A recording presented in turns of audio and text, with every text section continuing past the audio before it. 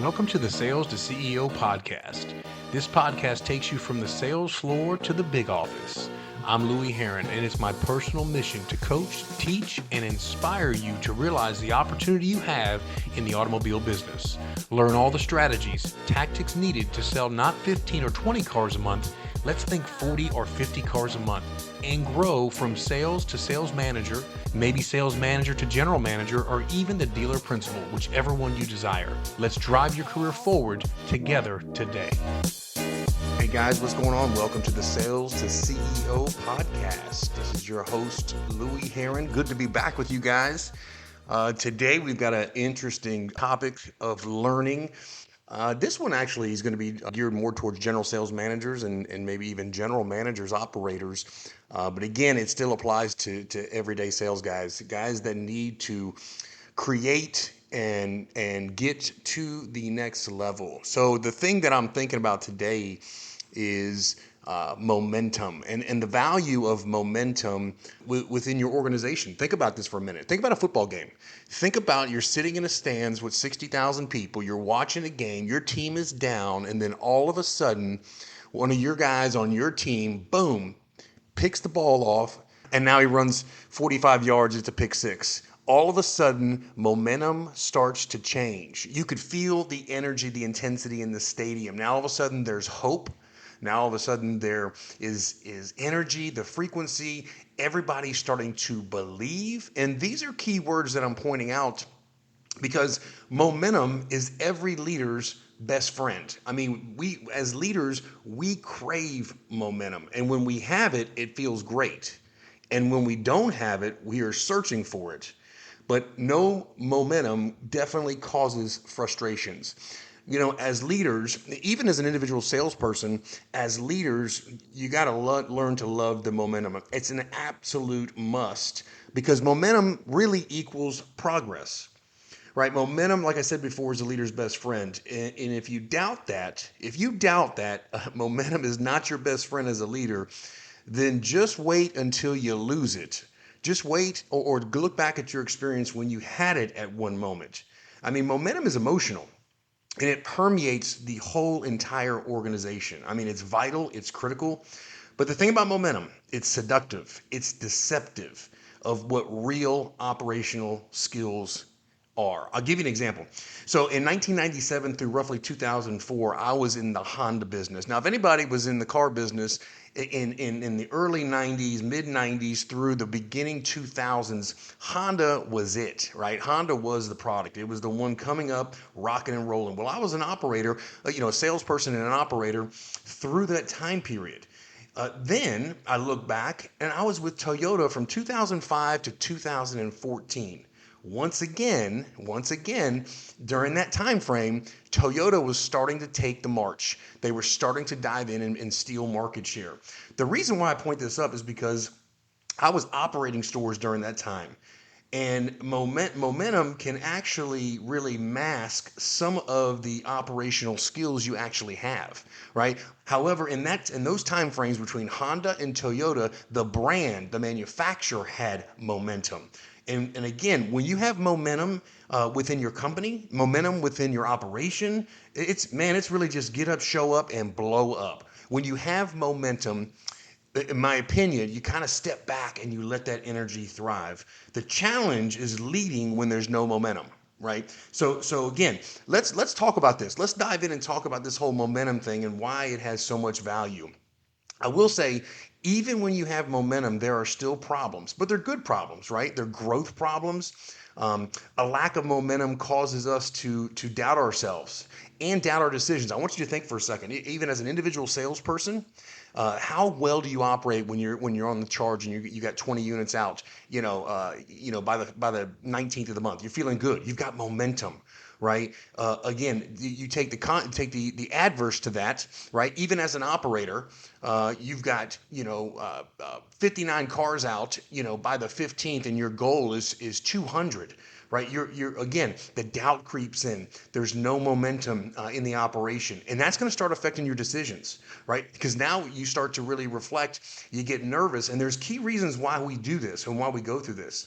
But I think, again, it's important, especially coming out of COVID, you can tell why people took the money and ran, so to speak. There's a lot of people post-COVID getting out of business, selling their business.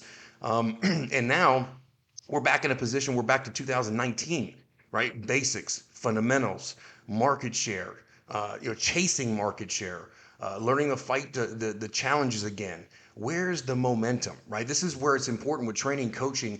This is the time where we have to really get engaged and increase our leadership skills. And this is why leadership skills are so important when it comes to starting something and creating a movement, right? So momentum is vision. Momentum can happen on a dime, right? It's a cruel mistress, though, right? It can change on us quickly. Again, a different set of skills are required to fix something. Both are massively important, though, right? Creating a movement's important and fixing something's important. And I always say that leaders can fall into three camps. You can either be a great starter, you can be a great stoker, or a great maintainer of the fire. But boy, it's hard to be all three. But let me tell you something. When you can become the starter, the initiator, the driver, you can stoke that flame, baby. You can get that thing going and you can maintain that fire, right? Make sure that oxygen's getting to it. It's still flowing. That's when you really have developed some leadership skills. And I think really and truly, when it comes to, you hear me talk about body being balanced in business. I don't care if it's a relationship. Man, are you a good starter? Are you a stoker? Are you a good maintainer of the relationship? Maybe in your personal body, exercise, health, wellness, fitness, mental health. Are you a great starter? Right? Or are you a great stoker? Or are you have the ability to maintain that consistency in that discipline? Right? So leaders, we have to create momentum, sustain momentum, and then we have to fix it when it stalls. So a warning to all young leaders, it's not always going to be the way you see it. It's always going to be evolving and changing. The key is we need to be the ones making that change. Momentum does have a certain sense of shelf life, and that's why it's so important. If you don't know why it's working, when it's working, you won't know how to fix it when it's not. Okay, let me say that again. If you don't know why it's working, when it's working, you won't know how to fix it when it's not.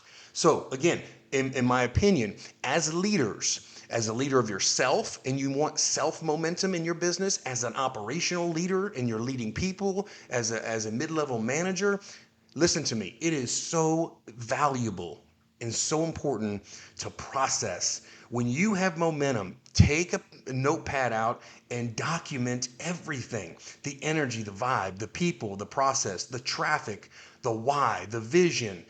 These are all things you've got to document because, again, if you don't know why it's working when it is, there's going to come a point, like I said before, that it's not always going to be the way we see it. We've got to be able to document and know exactly why we have it. So listen, there are three components of momentum. Three components. Those three components are new, improve, and improving. And I'm going to get into this with you again. If you're driving, I know you can't do anything but listen. But listen, go back and listen to this. Take some notes because it's very, very important. Because this momentum thing is so vital to leaders, right? Guys that are operating organizations, guys that are winning in organizations. Again, it's super important for the individual to know how to create that for themselves, right? So anything new, right? So we talked about new, improving, and improving. Let's talk about new first. Anything new creates momentum. A new approach, a new product, a new service, a new manager, right? It creates momentum. New always creates momentum. I didn't say always creates good momentum. We'll get into that in just a second. But anything new and improved can sustain the momentum. Okay, that's where we're striving for, is we create momentum and then we start to sustain that momentum. But long term has to consistently be improving. Guys, this is the formula. New and improved, and improving. If you can write this down and understand this, it's going to be critical to your leadership skills and helping your organization move forward, because it always starts with the leader. There are new ways to do things, but are not necessarily creating a new category. When we're talking about new, in other words, that we can do some things, and we talk about new is going to trigger momentum. Right? And like I said before, it could be bad momentum, right? But new gets attention. New gets interest, at least initially, right? So like if you think about this, and when I thought about this, I actually had someone brought to my attention that I was actually wrong. I said, imagine if Chick-fil-A announced they had a new Chick-fil-A burger. It's a brand new thing, right? And it was marketed, to the public as, chickens get their revenge, but the point is, everybody knows how solid Chick-fil-A is as an organization. If they put out a new burger, not chicken, burger, it would create momentum initially. People will be lined up to get this burger. Now, side note, what I learned is there's actually a menu called Blue. I haven't even gone on to see it myself personally, but I was told that Chick-fil-A does sell burgers and tacos, some crazy stuff. Anyhow, not the point. The point is there would be some improvement because something new came out, right? They would sell a ton of these, even if the burger sucked, even if it was terrible, they would still sell a ton of burgers initially, right? But the power of new creates that momentum, right? But new can be triggered in a company three different ways: new leadership, new direction, a new product, a new service, or a new process. So when we're thinking about new and triggering new and trying to get momentum, what we typically see in organizations is they change leadership, completely change a new direction, get new products or maybe a service, or implement a new process. Now, we all know if we're in business, how we're talking about momentum, how some of these are not so positive, right? Or at least we perceive them to be, right? Because again, that's vision, that's leadership, rolling it out in a way that's exciting for everyone to feel a part of it. But momentum is rarely created by tweaking something old. It's usually generating by creating something new. Remember that. Momentum. We're not talking about success. We're not talking about consistency. I'm talking about getting momentum in your organization. I'm talking about, baby, when the lights come on, everyone's excited because of production, because of attitude, because of vision. And momentum is rarely created by tweaking something old. You've got to usually generate something new.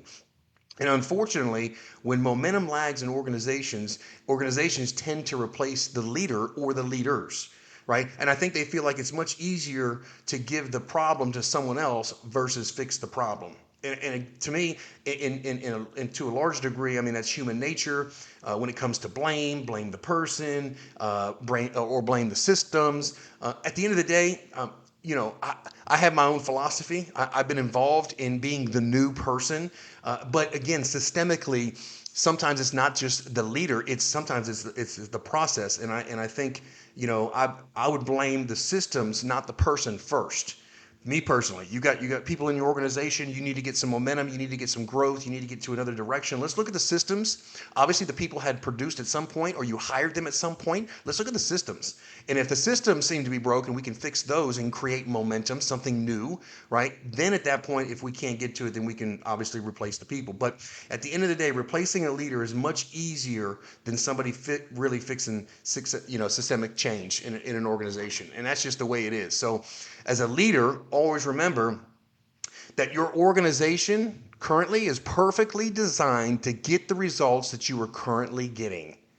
As a leader, your organization, good or bad, it's perfectly designed to get exactly what you're currently getting, right? So we've got to, if new leadership comes in or there's existing leadership present, the corporate entity or the powers to be need to be willing to let go of something to allow change. I'll give you an example. So I was in a situation where I was operating a Nissan store in Jacksonville, and at the time it was right during COVID, before COVID really blew up, and everything, supply went down, and so expenses were all being cut back. Everything was being cut back. In my mind, my operational mindset is I wanted to create and spend more advertising, drive more traffic, because now we were starting to pick up the pace. Some of the supply was going down. I had some ideas and concepts that I wanted to do, but my hands were tied. My wings were clipped. And as a leader, I think it's important, if there's new leadership or existing leadership, if you're in that corporate seat, you're listening to me right now, or you're someone has the power, be willing to let go of some things to allow some change, right? So we can't, if we looked at the systems, we looked at the processes, we need momentum, and your leader has ideas and concepts, and the systems seem to be in check based on the KPIs, percentages, the way things look, man, if you got a leader, you got to let them fly, right? So that's new. So now let's talk about improved. noticeably improved, marketed as improved, and experienced as improved. So you implement new, and now we're talking about improved. So it's got to be noticeably improved. If you're going to change structures, you're going to change a person, you're going to, number one, it's got to be noticeably improved, right? And then we got to market it as improved. Now, this could be as organizational people, or this could be actually products and service to the marketplace. We got something new public. We're sharing it with you now, and now we're marketing this as improved. And then the most important thing is then the experience has to be improved. In other words, somebody comes into the facility, the experience we're giving them is now improved. We've changed leadership, and the people in the organization go, this is the improved. I'm experiencing the improved.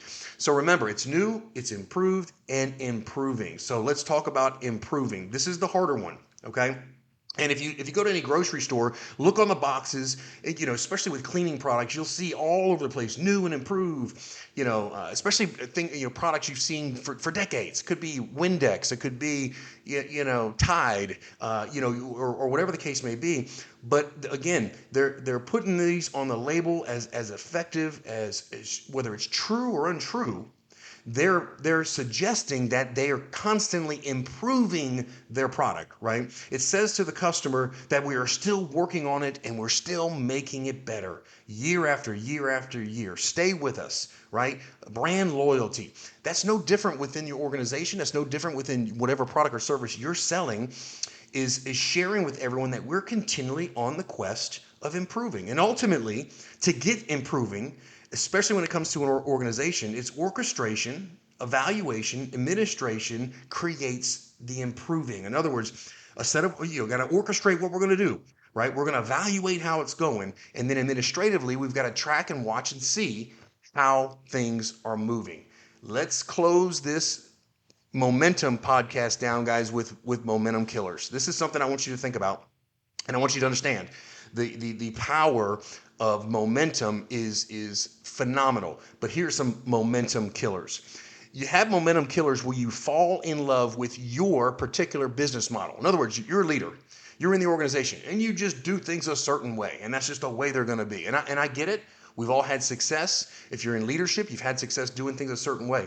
But a momentum killer is when you're falling in love with a certain model that's in a certain market that may not be getting the certain results. When you're in love with it, it's hard for you to make those tweaks, to create something new, to create something improved, or to maintain improving.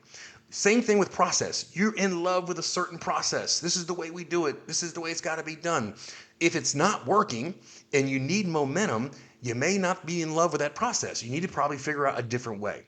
Another momentum killer is micromanagement is a huge momentum killer. I mean, it kills all initiative, right? There's a fine line between accountability and micromanagement. You hire somebody to do the job, right? You put things in place, whether it's your leadership, whether it's your managers, whether it is your sales representatives, okay? You put them in place, you tell them what you expect, you put the process in place, you let them go. Let the numbers speak for themselves. People lie, numbers don't. People will produce or they won't produce. But if we micromanage, I'm telling you from experience, because I was one of the world's worst micromanagers that loved my process, okay, and it did not fare well with me in certain occasions. So that's from experiential. Another momentum killer. If you oversell to your staff or market and then you don't live up to the hype, this is critical. I can tell you, I have almost made this mistake. Fortunately for me, when I've gone into businesses as the new leadership change, I have always had the ability and the good fortune to tell the people what is about to happen. Here's what we're getting ready to do. And then I was able to facilitate the social proof that things would start moving. Once the wheels started turning, people started getting excited. Then all of a sudden, they started creating change. That's a golden opportunity for a leader to say, guys, look what you've done. Look what you are doing. Great leadership puts all the blame of success on their people and takes all the blame of failure upon themselves to figure out what needs to happen. Go back to what I said earlier about gaining momentum, setting a vision, documenting the process. Why is it working? So if it breaks down again, you know exactly what you need to do. Two more momentum killers. The second to last one is organizational complexity. If what we do inside our operation is so damn complex within the organization, or we have too many layers of people, guys, it just bottlenecks momentum. Remember, it's speed, efficiency, speed, and efficiency creates momentum. No different in a sporting event, no different in a sporting game, no different in a boxing match, a UFC match. It's speed. It's simple, it's quick, it's to the point. The very last thing is a culture of suspicion versus having a culture of transparency. If you want a momentum killer, just hide stuff from your people, guys. Just hide it. Don't let them see. But I'm telling you, if you want momentum, transparency. Every layer needs to have a transparent view of what's going on in the operation in terms, I'm not saying they can, your sales guys can read your financial statements. Okay, that's not their business. What I'm suggesting is if we create a culture of suspicion versus one of transparency, it will kill your momentum. So as you're leading and creating momentum, these are some of the things that I hope brought some value for you to think about, guys. New, improved, and improving. Take some notes, document the success, get momentum. Don't always change out the people right away until you evaluate the processes and the systemic scenario that's going on. And then let's make solid moves for our business and our company. And all of this, again, is, in my opinion, is applied to your body, your being, your balance, and your business. All of this momentum, you need it in your spiritual connection to God. You need momentum in your physical body, your health, your wellness. You need momentum, right? To eat right, to respond right, to exercise consistently. Get that momentum. Get in the gym. Day 4, day 13, day 37, day 69. You're rolling. You got momentum. Consistency, guys, right? Same thing with the relationships, right? Those that are married with children. Again, you want momentum in that house. You want to walk in the front door and feel like, hey, babe, I'm home. And everyone's embracing. Everyone's excited because there's momentum in the relationship, right? And then lastly, we talked about business, which we covered it all. So look, again, this is Sales to CEO podcast. I hope you guys enjoyed it. I hope this added value to you that are listening, especially those general managers, general sales managers, and operators, and corporate folks. It's all good for all of us. Listen, you guys have a great day. I'll catch you on the next Sales to CEO podcast. Thanks for tuning in to the Sales to CEO podcast. If you've enjoyed this episode, be sure to subscribe, like, and share with other car professionals. Guys, it really helps a ton.